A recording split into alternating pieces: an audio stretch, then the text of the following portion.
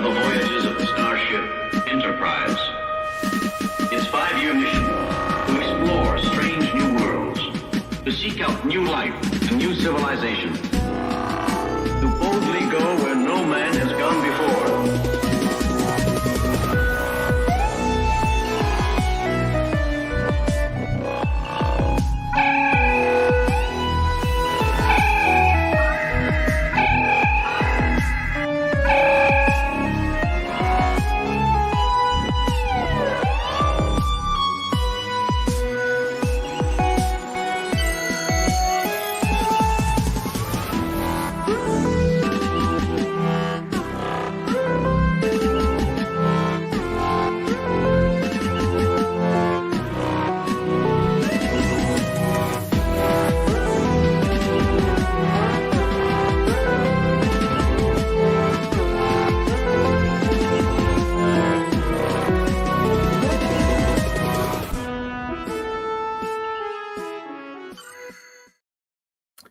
Good evening, everybody. Welcome to the landing party. I'm your host, Graham Nolan, and tonight's captain's log is Stardate 2510.01. We're at episode 68 of the original series, Wink of an Eye. This was written by Gene L. Kuhn as Lee Cronin, and a teleplay by Arthur Heineman, directed by Judd Taylor. Gene L. Kuhn was burning the candle at both ends at this point. When he left Star Trek to be showrunner for It Takes a Thief, he was obligated to 6 Star Trek story assignments. But the workload was catching up with him. His scripts for Star Trek and for It Takes a Thief were suffering. Add to that, if he kept it up, CBS was sure to find out about his moonlighting gig, and he'd lose his job there. Producer Fred Freiberger finally granted Kuhn his release, leaving this story outline and one called Down from Heaven, which would become the basis for the upcoming Let That Be Your Last Battlefield. Arthur Heineman was brought in to flesh things out. Heineman had been a layout artist for Disney in the early 1940s, where he worked on Fantasia and wrote for many prestigious anthology shows during the golden age of television. At this point in the series, Roddenberry was MIA. Bob Justman had just decided to leave the series as well and was winding down things on his end. This left few experienced eyes to look over scripts. As a result, we have one of the least science-based stories in the series. The notes sent back from Kellum DeForest Research, that's the group that looked over scripts to make sure they're technologically and scientifically sound, were ignored. Their science authority, Pete Sloman, said, quote, "In Wink of an Eye, you've got an untenable scientific proposition. For any object to move so fast you can't see it, which means we're talking about moving at relative speeds. How do you keep from burning up? How do you keep the turbulence caused by your passage from not knocking people over?" That's the sort of thing that was happening. The shows got away from science and they were getting more and more into fantasy. Science aside, there's a pretty good story concept here. Unfortunately, like most of the third season, the budget makes this episode feel small. Empty corridors on this crowded ship always reduce believability and full immersion into the story for me. So that's your captain's log. Let's see what the rest of the landing party thinks about this episode. Rhea is a twink of a guy. And the lovely That Star Trek Girl. Hello. Okay, And I like this episode. Let's hear what you two have to say. What? You like it? Let me take a quick guess. Because of the sexual dominance of the girl and the No. No. Why do you No, like I don't like any of that part. Okay, well, I guess you like it because of the dynamics between Kirk and the girl. No, I think she's annoying. You know what? I just realized today what bothers me about her aside from her outfit. So her face, even though she's young, she looks like an old lady. She does look older. I just look at her face and I'm like, she should be 80, but she's 30. Yeah. It looks like if a deer had a face, like a human face. She had a nice body, but her face looked like a deer to me or something. Yeah. I mean, I've seen pictures of her from other shows that she was in, and she definitely is prettier looking in those. Or one of those. Like she was in a couple different things, I remember.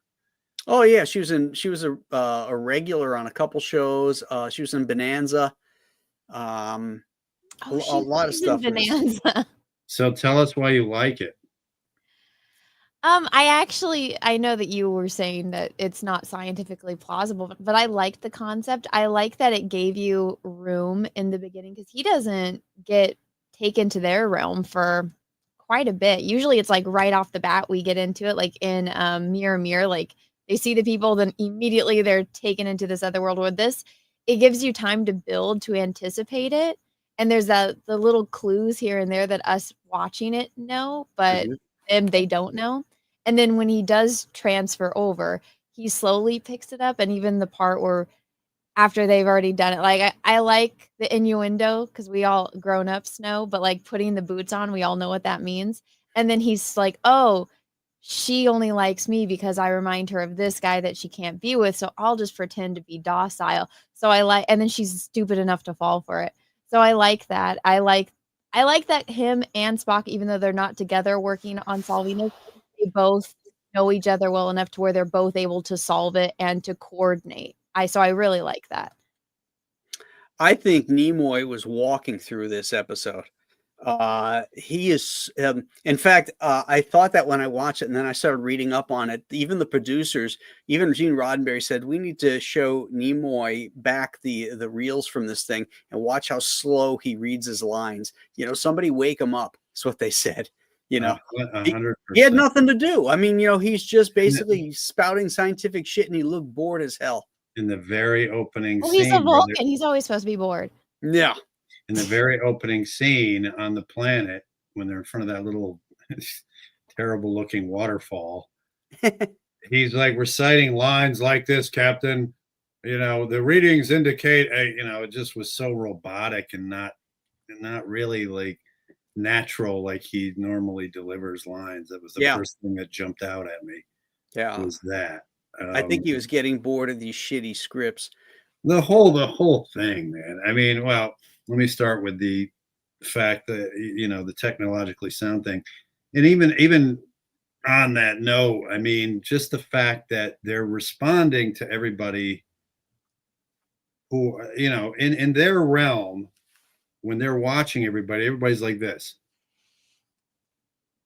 Right. okay, but they're treating them as if they're moving at regular speed, like when they plop the stuff into Kirk's coffee. You know what I mean? It's like he goes to sit down and then he gets a coffee and all of a sudden somebody plops something in there. She does. Mm-hmm.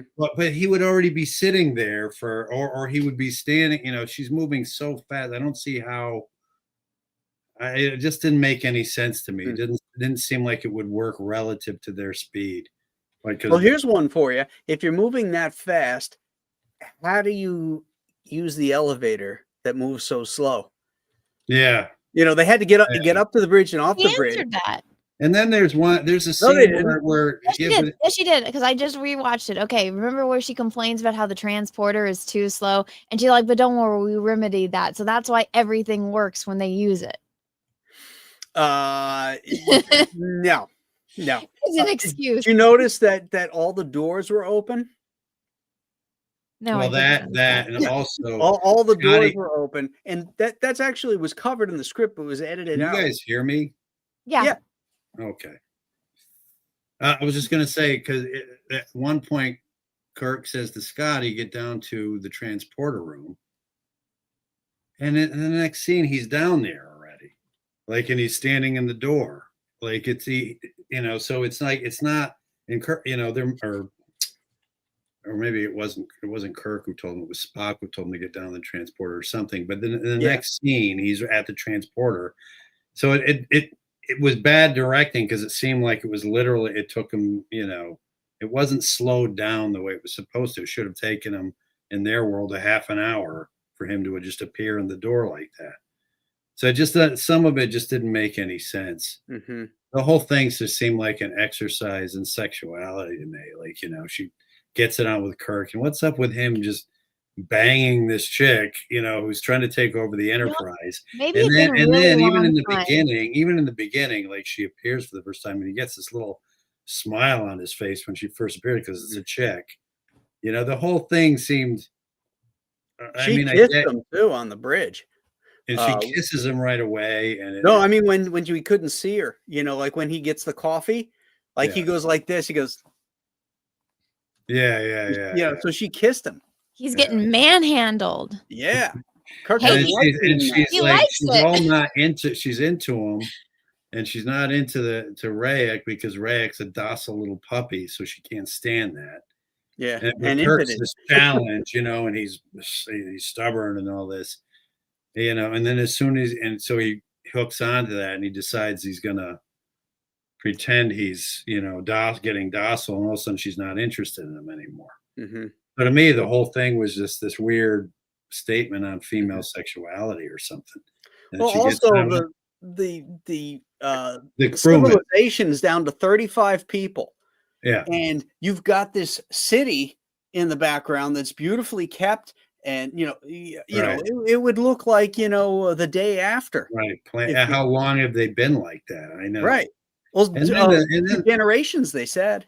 the crew member, his loyalty was, I get he defended Kirk, but still the fact that he wouldn't take an order because of some Yeah. alien chick, he's like, oh, I've never met anybody like her. Well, she's pretty good looking. You went through all that in Starfleet and everything else, all that training just to be that susceptible to it just seemed really weak, the whole thing to me. Yeah. Yeah, it wasn't a fun episode as far as I was concerned. It was not, and it just seems so removed from anything science fiction or Yeah. it just. And again, the smallness of it, the budgetary restraints are just unbearable in these things. When we're seeing them in order, we can really see the paring down episode by episode. When they were showing them willy-nilly back when it was in syndication, you didn't really notice it as much. I mean, you knew that first season ones looked better, but now that we're seeing them, you can see less and less expenditure. Yeah, I agree. When you said it back then, like when you first watched me, you didn't really notice it as much, but you were trying to, like we've talked about, we were trying to put a finger on what it is about this season that's bugging. But you brought that up, and that's when it clicked with me. I'm like, yeah, I think that's part of it, big part of it. Yeah. Like it just seems like it's just them on the bridge, and that's it. And the whole, there's a few crewmen here and there, but there's no sense of like it being a submarine with a huge crew and I did notice like in the Paradise Syndrome, when everybody was down on the planet and the ship seemed lonely when Kirk beamed up by himself. That made perfect sense. It seemed really large and lonely. And there was another one too. Oh, one coming up, the one where he's actually on a fake Enterprise, because it's got so many people on it. They can hear the heartbeat through it and everything. Yep. That and it works there for that one. Yeah, it works for the context of the story, but just as 100%. That's why I've always said it just seems like this season they're always in just these weird parts of the galaxy that are just lonely and remote and removed from the rest of everything, the life that was the Star Trek universe. Yeah. We don't see admirals, we don't see Starfleet. They don't talk to them. It's like, and they're all well, first of all, too, I can't get past this idea that these are aliens. They're just human beings. Like she's talking, you're such an interesting species. It's hard for me to get past. Yeah. One, she's sleeping with banging Kirk. Yeah. Two, she speaks. They all speak English. Three, they look just like regular people with wacky outfits on from the whole thing. It just doesn't feel like aliens, and so like you guys sound like 5-year mission, and the galaxy is filled with these morons doing these things. Like it's just not Star Trek. And that was the gayest outfits. That dude was wearing. He's just with a little neck collar, and it's like, oh my god, it's so bad. He's all cucked, He's like, oh yeah. He's like, okay, well, I'm sorry. After he catches her fucking Kirk, he apologizes to her, and she's like, and then she's all like, it was the whole thing sickened me. It was just a sickening story, I thought. Well, this is gonna get a low score. I'd probably get lower than last week, even. Except for Anna. Anna's going to give it a 10. Anna already likes it better than City on the Edge of Forever. I 100% like it better. It's a better love story too. Love story? No love story. She was basically using him as a sperm bank. Yeah, because that was the whole point. They need to I don't think he repopulate. minded because he donated. Yeah, he did. He made a That was deposit. the only interesting prospect, is to see if like she has his baby down the road. Maybe because she's moving so fast, she has Hey, he the is down to baby in plant like his seed and 3 weeks. listen, he's Right? down to plant a seed and have no responsibility. What? I said he's down to plant his seed and have no responsibility because he just leaves. He Again, doesn't the check to see female if she's pregnant. sexuality thing. Well, did they say like, because at one point they said, they were gonna, just warn people off, did they offer them the same stuff to slow down their speed? I don't remember how it ended that way. They should have. I don't think they did. Yeah, because like, okay, for years they said there's no cure, and of course Bones comes up with one in an hour. Yeah, again, but he's he like is the most Bones, important guy in the entire Star Trek universe at this point. Yeah, he must have been using some of the Cabrini medical information he got off the obelisk. Right. Probably. But I don't know. They should have offered him that, and then they could go back to living their regular lives. They wouldn't be trying to commandeer other vessels passing by and all that. But it's the same kind of thing like what happened with By Any Other Name. It's like these aliens try to take over the ship. It's the same story. Mm-hmm. Other than they just have this technical difference, is that Mm-hmm. they've sped up their metabolisms to the point where they're like insects basically. But it's like By Any Other Name, same sort of setup. They try to take over the Enterprise people, except they disappear. They turn them into cubes, and this one they kind of disappear them and speed up the metabolism. But the dynamic of Kirk and the girl, and then Rojan or whatever his name was, and By Any Other Name gets jealous, and just like this guy gets jealous, it's the same story. Pretty much the setup is pretty much the same, and then so I don't know. It just seemed like a cheap throwaway to me. The whole thing. I thought the matte painting in the back was kind of nice of the city. It is. Yeah, nice. that was kind of cool. Russell Hall, he brings up a good point. Bones can cure anything except death by rock. Yeah. Also, why didn't Bone? Since they said, the men are sterile and the women can't have babies except for a few of them, why didn't Bones try to cure that? Be like, hey, right? We'll speed you up and we'll cure you guys of this infertility. Bye. Right. Yeah, no, that's a good point. Yeah, they just kind of left them on their own. Said, "Okay, you lost this battle. We'll see you." And by the way, nobody else is coming by. Yeah, they just left them there and took off and just staring at them like, well, that's too bad, They say, and they're just standing there, the remnants of their race, ready to die off. Yeah, and Kirk is looking at their. They shouldn't have tried that. They should have just asked for the Federation's help, which that's what doesn't make any sense either. It's like they're desperate to do this. Then why not just ask for help? Even Kirk doesn't even say that. Listen, we'll help you. Just he did say that to her. Yeah. So what's the problem here? Yeah. Because they said they've tried everything, and nothing works. Oh, so we need to take over your ship and steal your ship and kidnap you. Yeah, that makes sense. Perfect sense. And milk you dry. Yeah.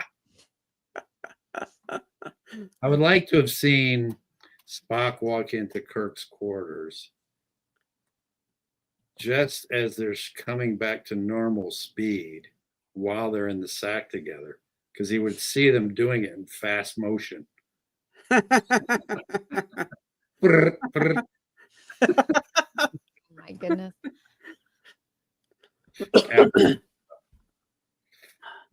What if they just been using the wrong hole? Yeah, right. Oh no. Well, that would explain a lot. Oh, Russell. Oh, Russell, you came and you gave without taking. That's the story. That's the plot of this show. Yeah, and Rhea being a twink. Yeah. Yeah, It's we're like, in come on, man, stop being so pussy whipped. Jeez. So yeah. worried. I don't understand it. They're worried about mating and stuff, and there he is. He's trying to get with her. I don't know. The whole Yeah. thing. Yeah, there's a lot of holes here. A lot of holes. I honestly am so underwhelmed with this episode that and so bored. She had a nice body, but I certainly wasn't. I mean, I don't know. I just can't find anything about it. And Even what about Uhura's new look? You know, she's had it for like 3 episodes or something. Evidently, this is the episode that Gene Roddenberry noticed it. And he oh, was like, really? yeah. He wrote a letter to the producer saying, hey, the hair ain't doing it. You know, she looks old and you know, Well, it so was I'll be interested higher up to see before. next week's if she's got a new coif. Huh. Well, it would stand to reason she wouldn't have the same one every time, I guess. I miss her green earrings. Captain. I just didn't. We're guys. We don't notice the earrings. Her, Well, I her all honestly of- wonder how much she got paid to just sit there the whole time. Yeah. Just sit there going like this on these buttons Yeah. and have a line or two. well, through that's the- why in There's Galaxy Quest. no response from Starfleet, Captain. Well, that's why in Galaxy Quest, Sigourney Weaver's like just repeating the computer, and they're like, "Why do you keep doing that?" She's like, "This is the one job I have, and I'm going to do it." Yeah, right. I love that movie.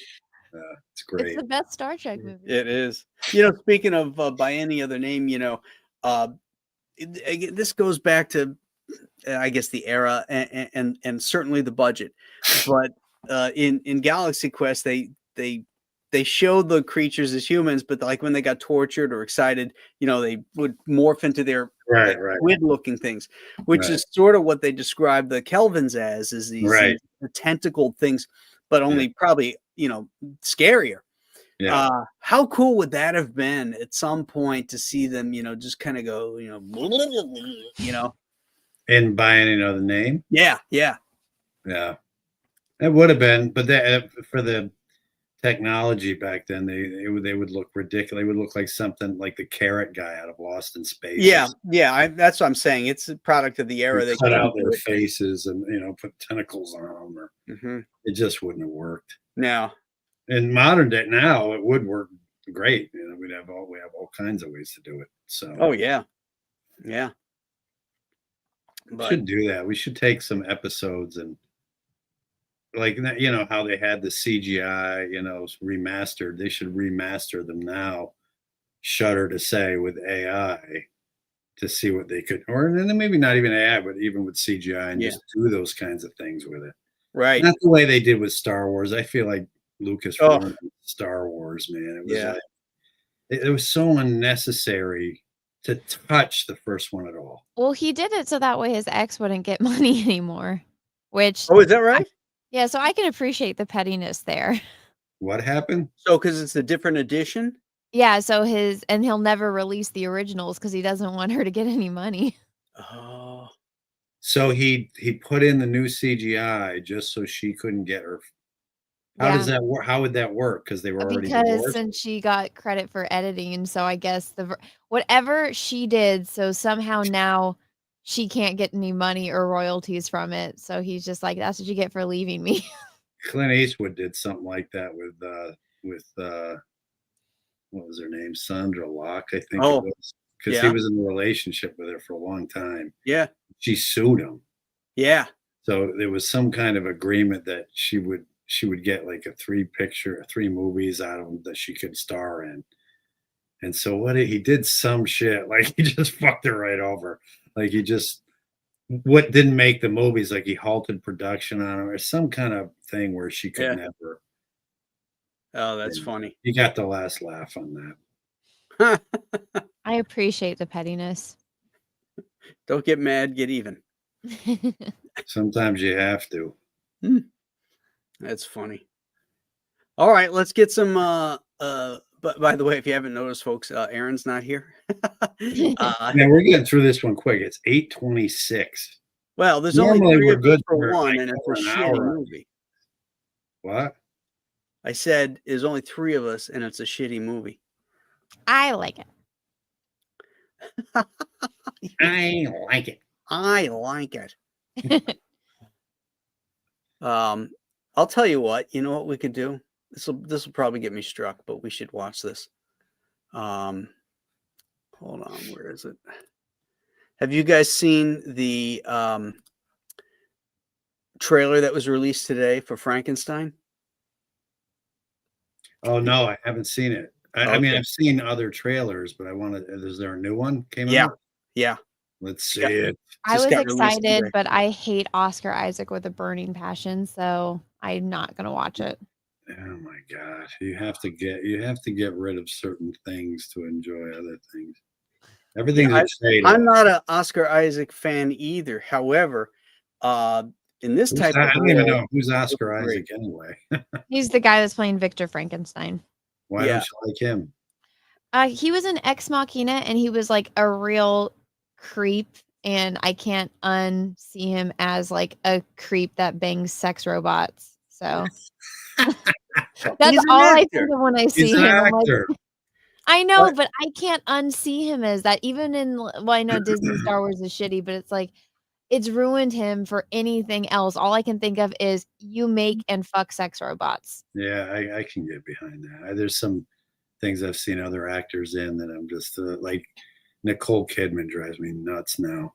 What? Yeah, she's kind of skanky these days. She first of all, These days. she's going through this crisis where she's getting older, and so she feels like she has to take on roles which show her as this attractive, like she's still got it with these Oh, younger boy. guys.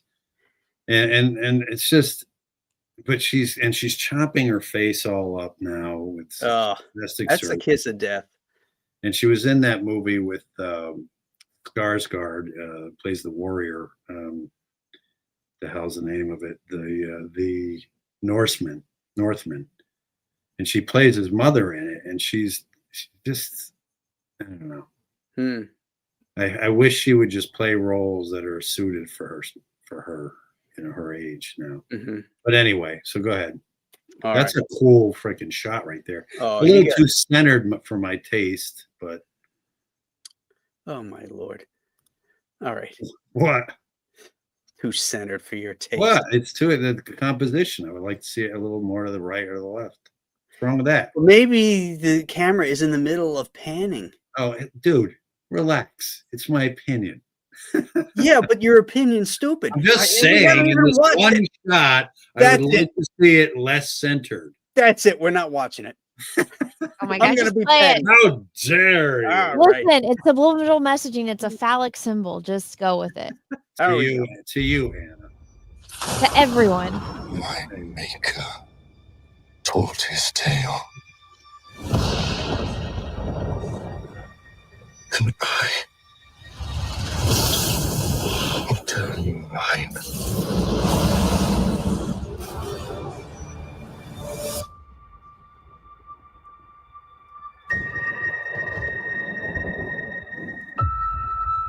I remember pieces, memories of different men.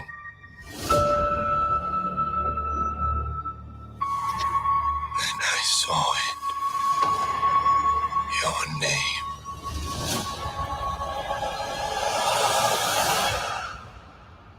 Victor Frankenstein.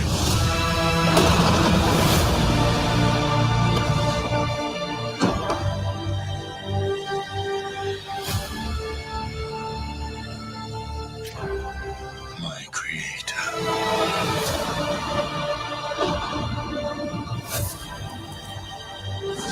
I demand a single grace from you.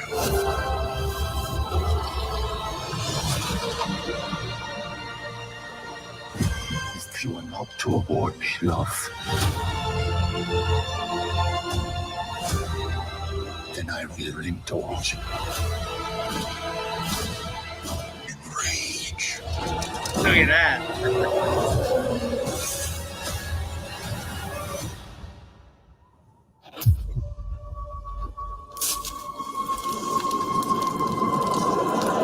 Now, run.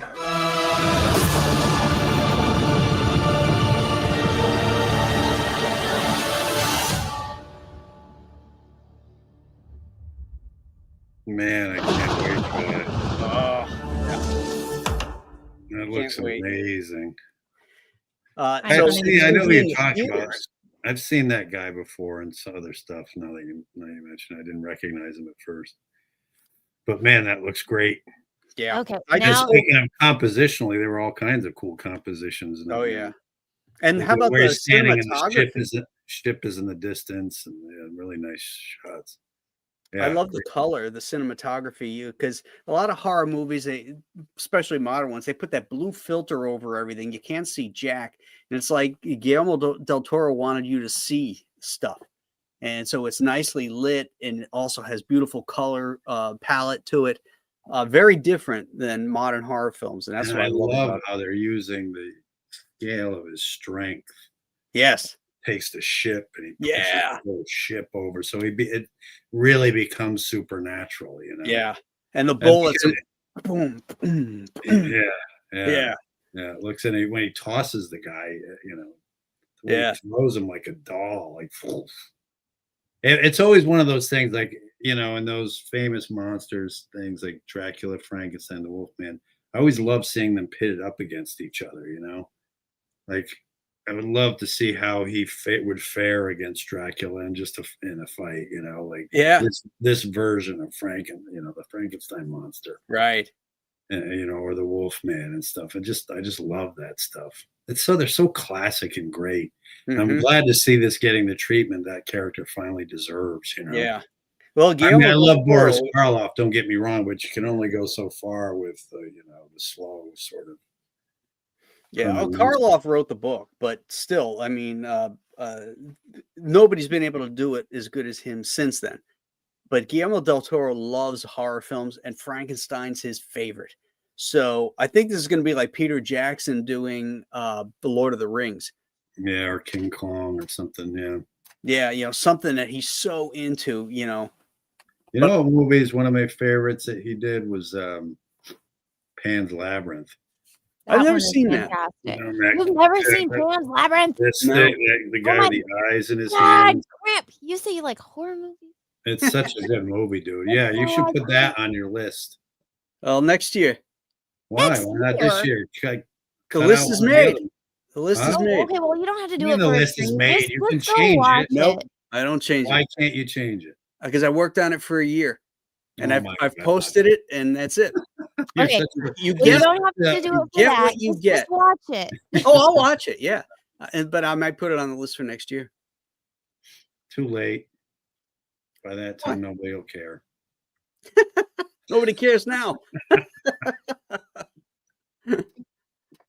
All right, No, let's you get have back to to. Star Trek. You have to. You got to do this like the Critical Drinker or any of those guys doing their. You have to really sell your reviews now.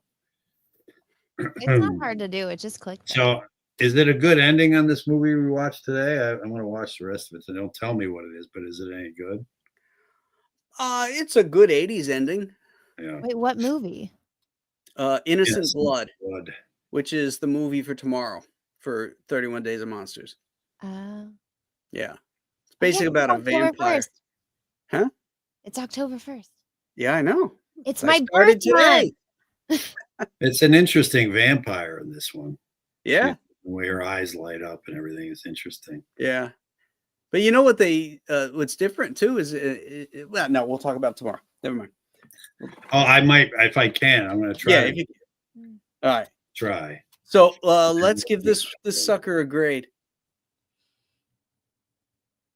Go ahead, Anna Banana. No. You two get to go first. No, you have the bet. No. You liked it, so I want to hear. No, yeah, exactly. So I want to hear what you guys are gonna say. You've already heard what my. No, what's the number? I would give it a 2.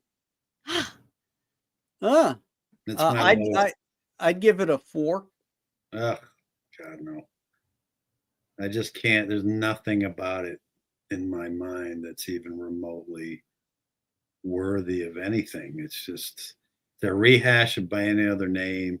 They threw a little concept on there of their sped up metabolisms, but it's pointless, useless. The way they just leave them on the planet. It makes no sense why it would even unfold this way. Kirk doesn't even act like Like he goes in and he puts his hands on the icy machine just out of stubbornness, and it's just ridiculous. The whole thing is ridiculous. He smiles when she first appears. Hey, guess what? There's an alien presence on the ship. Oh, that there is. The ship is being invaded. Hey, you got any of that coffee? He goes and smiles and sits down, crosses his legs, and he's like looking around. Like, oh, let them come to us. It's so absurd. The whole idea of it as they can see that the thing is going through their computers and pulling out medical supplies. And I don't think you'd be that relaxed, just hanging out on the ship, smiling. And then when she appears, he's all smiles and she kisses him. It was all just so they could get it on in his room. And it's just the whole thing. And there's nothing He's about gotta it. distract her somehow. But there's just nothing. I like when he figures out there is an alien presence. He gets on the intercom. He tells Spock, and all of a sudden the intercom is going. Yeah. He goes, "Okay, everybody, use your communicators and have everybody armed." And nobody knows why they're arming themselves. He hasn't even told them. I know. All of a sudden, everybody's got to carry phasers. The only people who need to know are 10 people. Yeah, that's true. Because there's mean, only 10 people on the ship. Yeah, it's ridiculous. And 5 of them are aliens. And to think that this is going on Scalos or whatever, they even know the planet's name and have it logged, but they know nothing about the inhabitants. Right. What's going on? They're part, the Federation or anything, but they know that they've named the planet and they've logged it in. But they go out to some weird corner of the galaxy, and these humanoids who are just basically people straight out of freaking Colorado, or something hanging out. A head shop in Colorado. Yeah, it's just dumb. The whole thing is dumb. All right, Fiction Method. I'm going to stand by my 4. I think that I have to say I might give the alternative factor just because it's a first season episode, bump it up to 4.5. But really, I'm going to give this a 4. Yeah, I think the alternative factor is way better than this one.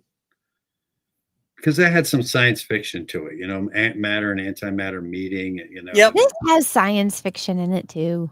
Lots of fiction. No, it doesn't. Oh my gosh! So I doubt you guys watched it. It was this movie that was out in the 2000s. It was kind of like I was a kid, so it was fun. It was called Clock Stoppers, and it's kind of like this, where they like have this magical watch, and you push the button, and everything stops. And the main character's dad is the scientist that created it. So they all move super fast and they can do everything. They can get their homework done. They can go shopping. They can stop the bad guys by just stopping time.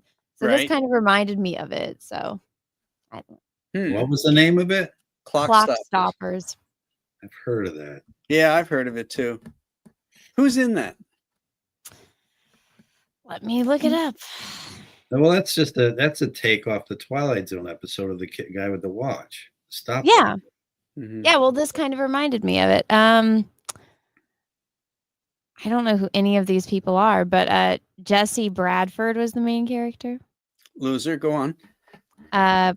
Paula Garcia's. No. Michael Biehn. Oh yeah, he was. Oh, Michael Biehn. Yeah, he's in Aliens. Yeah, Michael. He Biehn. is. He's also in Terminator. Michael Biehn, and in They Tombstone. they cast him in another movie after Terminator, which he does the same thing where he tries to save this girl, but she's like a model from England or something, or some kind of from being killed or something. So they put him in the exact same role, and it tanked really bad. He was being touted as being one of the up and coming actors, but he took on shitty roles. But so I just noticed Fiction Method said I gave this the same as Cat's Paw, so I'm gonna have to elevate my Cat's Paw. Wow. Because I think Cat's Paw is better than this one. Aaron agrees. He loves Cat's Paw. Yeah, he does. I know. Okay, my It's score a for this- Halloween aspect, so I'll give it a little more. My score on this is a 6.5. 6.5. I like this episode. So Anna, is there Fiction any- Method. What? Find us another one that Anna gave a 6.5 on, or even a 6. Anna, come on, No, seriously. I'm serious. I like this episode. Sometimes I think you're just trolling us. I'm not. She's never even watched Star Trek. She's a Star Wars girl. She's I Oh my feel like going she's on. watching it and she's going, I know these guys are going to hate this, so I'm just going to say I love it. What are little girls made of? And Return of the Archons were 6'5". You gave this the same as Return of the Archons? You know what? I actually like Oh, this better. you than are not Return of the Archons. body. You are You not of like the this body. better than Return of the Archons? I do like this better than Return of the Archons. Wait a minute. Oh. What? Landrew is sending you out. I can't even fathom. Wow. Well, Anna, I will say you are certainly consistent. Am I though? Oh yes. I think you're from another universe where up is down and all the good episodes are bad to you. All the bad ones are good. There's some that we've agreed on, but Yeah, actually you and I agreed on one of them. yeah, one of them. No, we did agree on one. I can't remember which one it was though. Oh, Fiction Method. Which one have we all almost completely agreed on? Yeah, what was our most consistent score for an episode? So Maybe that like Space Seed, probably. The problem is I wasn't here for a few of them. I mean, we all I wasn't missed here one or for a few two. of them either. So we have to go, but by the end of the season, we have to have we're going to have a champagne episode where we uncork, we dress up in costumes and then we celebrate. I've done that already. Hey, just a heads up, in let's see, a few weeks I'm going to be gone. I have to go to Idaho for a wedding. Oh, okay. Well, we'll just postpone it then because yeah. I don't like it when we're not all here. Like, You mean like today? Aaron. Like what? Well, I mean, I don't know how many weeks out it is, but this is episode, what did I say? 60. Mm-hmm. 69. Wasn't there 73 episodes? Yeah, we only have Aw. 4 or 5 left. Let's see. I thought it was 76 episodes, but no, you're right. It's 73. Let's see here. So it was No, only there's a- 79. There's 79 Oh, episodes. okay, yeah, I did think it was more than 73. Yeah. So actually, we So got, you'll be all right. we got 10 more to go. Doesn't seem like it. Oh, yes, it does. Because they're going to be slogs. Like next week. I'm like next aching week's- for it to be over. Next week's going to be an interesting one because it's That Which Survives. That's the one with Lee Merriweather. Yeah, that one I'm in love with her. So Yeah, me too. But I have some real reservations in that one. But I also love a lot of stuff in it. So I think her acting in that really pulls it. Well, we'll talk about it next week, but yeah. And then we have Let That Be Your Last Battlefield. oh God, Yeah. Yeah. Talk about heavy-handed. Frank Gorshin. And then, Frank yeah, Frank Gorshin running. Oh my God. like what the hell kind of acting is that? Yeah. I like that one.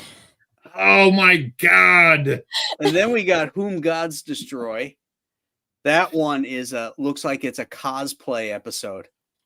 Yeah. That's the one with The Orion slave girl. Yeah. Garth or whatever. Yep. My old roommate from college used to call me that because for some reason that episode always stuck out in his head, and he always called, because my last name is Garney, we always call me Garth. Then we got Marka Gideon, The Lights of I mean, Zatar. it's just all so painful to even hear the titles of them. I'm just like, oh, It's God. like you guys don't even like Star Trek. What are you doing? The I Cloud can't Miner. stand the Mark of Gideon. I love that one. The Marka Gideon. Cloud Minders. No, the Cloud Miners. And then we have the Apple. No, the apples in this season. Yeah, the Apple. That's the one with Dr. Severin. That's the hippie one. Oh, right. thought that was the Eden Oh, one. Way to Eden. Way to Eden. Not the yeah, Apple, my because the bad. apple's the other one. That's what I'm Yeah. Yeah, like. I was like, I wait think a we already covered the apple. Yeah, my bad. Yeah, the way to Eden. The way to Eden. That's where it really sinks. Oh, and then we have Anna's favorite, Requiem for Methuselah. Now that one I don't mind as much. Which one's that? That's the one with the girl you think is so hideous that Kirk falls in love with. Yes, I know she is. She's so fucking ugly. The android. She's not ugly. She's just kind of mannish. She is weird looking. Like, you know how everyone says Sarah Jessica Parker looks like a horse? Like, this girl legit looks like a horse. And then we got one that I've always liked as a kid is Savage Curtain. That's the one with Abe Lincoln. That was the very first Star Trek episode I ever watched. No kidding. I have to give that one a really high score because it's what hooked me. That one holds a special place in my heart. I watched it. What? That holds a special place in my heart. That one. Yeah, I mean, and part of it too was I remember thinking the alien reminded me of Ben Grimm, and I was like, what is this show? Like I remember seeing Star Trek back in the '60s, but our TV didn't really get NBC too well. I just remember seeing Spock, and it was kind of fuzzy, and but I never watched it. But then I sat down and I remembered Star Trek, but that was the first one where it came in clear because it was on Channel 11, PIX. Right. At 6 o'clock. And so I was like, what is this? Wow. And so I sat down. I was freaking hooked, like literally like that. I couldn't wait to see it the next night and the next night and the next night. So that one's going to get a high score for me just for that reason. The last two is another, which I think they should have ended the series on this, is All Our Yesterdays. That could have been a good tie-off episode. That one I like too. Yeah, I like that one especially for a third season. That one was actually very moving, I thought. Yeah, and it had what's her name? Yeah, she's great. With the belly. Yeah, she was. Mariette Hartley. Yeah, Mariette Hartley. Yeah. And then of course, Turnabout Intruder. Turnabout Intruder. Yeah. Ugh. Yeah, so we got a lot. We got a bunch of crappy ones we got to get through. There's a couple good ones in there. So, man, they are crappy too. Yeah. So we got to find some fun stuff to make fun of. You just know that getting on that starship for a 5-year mission out into, when you really think about what we know about space now, the universe and galaxies and quasars and black holes and all this stuff. For them to get on a ship just to sail to some freaking place where it's just these things are happening like in this episode is just absurd to me. Of all the things they could be experiencing, they're experiencing, a little midget moving chess pieces around on a I mean, of all the scientific discoveries they could be, an adventure they could, it's like the universe is just filled with defunct humans who are, just acting ridiculous. That's what I hate about this season. What's funny though is like, okay, they wanted to cure that in Next Generation, and so what they did was they put eyebrows on everybody. Yeah, they put lumpy things here, things here. Yeah, that made it better somehow. Yeah, but they still had 5 fingers, 5 toes. Bad breath. But they experimented a little bit. They tried to they tried to make the Gorn a little more, but they made him more like a fast running lizard, like lizards run. Like the ones that can run across water and they're kind of fast and they move quick. So they changed the Gorn from being this to very fast. The Gorn wasn't in Next Generation, was it? No, it was in Enterprise, and then it was in Voyage. The new one's Discovery or which I don't watch. It was in one of them, but I remember seeing it. I thought it was in Enterprise. It was in either Enterprise or Voyager or something. No, but they don't know what it is. We do. I think they find like a baby or something. Yeah. No, but the Gorn is in one of them. I can't remember which one. I thought it was in Next Generation. Was it? All right, gang. We managed to get through this episode. It was a tough one. Yes, it was an Enterprise. Yes, I liked Enterprise. Because even like with Squire of Gothos, even though it's kind of hokey the way he's dressed and he speaks in this English accent, the fact is he's this energy being that's just taking on human form and playing with what they with human lore. It's not really who he is. He's just a child like playing with dolls basically. Right. So it's interesting, so you can get past the hokiness of that. Yeah. Because what he actually is. Isn't that what's his name? Q is supposed to be? Aren't they supposed to be from the same species or something?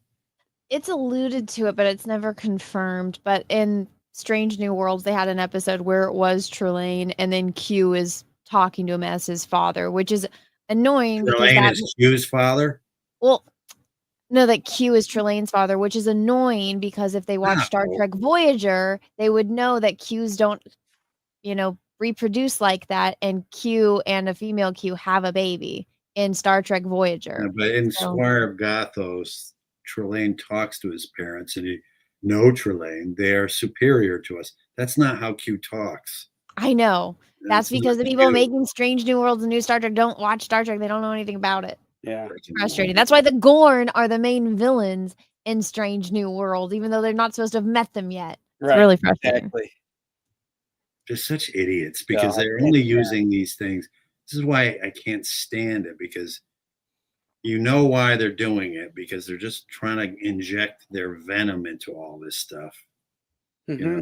Their woke venom into everything. Like, I can't even deal with it. But isn't there a new Star Trek movie or something? It's it's sickeningly woke or something. Yeah, it's so one of the main characters in Discovery was the captain in the first episode, but she gets killed, and so they get her from the mirrored universe, and she's an evil psychopath. And in the movie, she starts off by murdering her entire family. What movie? What Star Trek movie are you talking about? I cannot chat. What is it called? Like in the theaters movie? Star Trek. Well, it didn't come out in the theaters, but yes, it's a movie. Yeah, it's Star Trek. It's Section 31 or Section something. 38 or something. Yeah. No, No, that's that alien movie, isn't it? Oh, like a TV movie, I guess. Yeah, no, yes, Section 31. So if you watch Deep Space Nine, it's like the top secret faction of Starfleet, and it's called Section 31. And so they tried doing that in Discovery, and then they made a Section 31 movie that's with the psychotic killer, because they keep trying to make her a main character, but it's like, I don't know. I can't get behind a mass murderer like that. Yeah. Is she that black girl with the? That's the black girl is in it, but she's the Asian Michelle Yeoh, I think is her name. No, she's wasted. She's wasted on. She's such a good actress. Why is she wasting herself on this crap? The way you said that though, Graham, reminded me of Silence of the Lambs. Is she a black girl? when that guy talks to Jodie Foster. Oh, is she a fat girl? I don't remember that. You don't remember? No. Anyway. All right, gang. Well, Aaron missed a good one. Yeah. That's because we didn't have any dwarves in it. So dwarves, yeah. Aaron would have had some interest. I wonder what his. Well, he can give it to us next week. Is he watching? Aaron, are you watching? He's got his hands full with the grandbaby, so I doubt he's watching. But we'll find out next week. Yes, we will. Yeah. So until then, my friends, we will see you. Have a great rest of your week. And and by the way, Escape from Monster Island is live again because the files are at the printer. So you have your last chance to get your copies. You can scan this QR code, or you can go to the Indiegogo site. So have a great night, everybody. We'll see you soon. Bye. What time is it? 5:30, sir.